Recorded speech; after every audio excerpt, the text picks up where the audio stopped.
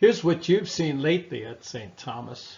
But of course, over the years, there's been lots of singing going on. So let's do a little bit of look way back when up to now as to what we've seen and heard here.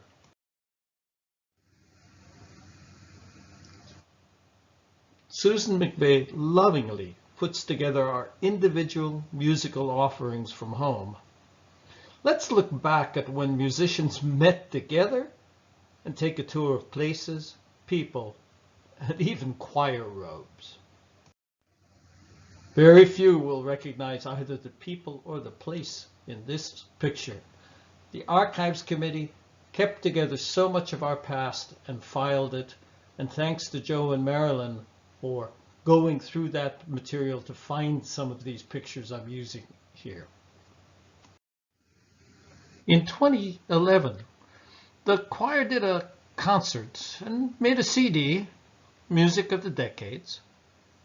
Thanks to Archives and Pat there, here's a quick run-through of the choir through the recent decades. It's hard to say if our vestments or our faces are changing more rapidly over time. Sunnyvale always has had turnover, and that holds for the choir also. Still, there's some people who've been consistent over the years, but you'll have to look hard at the people in our decades photo to see this. That brings us up to pre-COVID. Whether we're in our summer greens or our winter tans, we keep working hard to warm your hearts. St. Thomas has both a good organ and good pianos, so having good musicians to play them is a treat, and we have been lucky.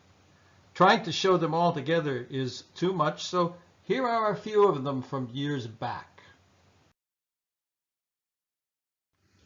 And here are our most recent artists who've been able to work with us in these challenging online times.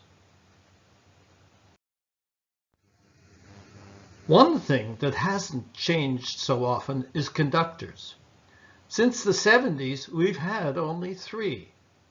We were blessed to have them all together to celebrate Clara Beldaire, our longest-serving organist, at her retirement. While the senior choir has been the mainstay Sundays, occasionally St. Thomas people join together for more eclectic music. We used to think of it as folk music, but you can think of it as a good old joyful noise. Last but not least, junior choirs come and go. Maybe they are transient, since kids seem to age and change so much faster than adults.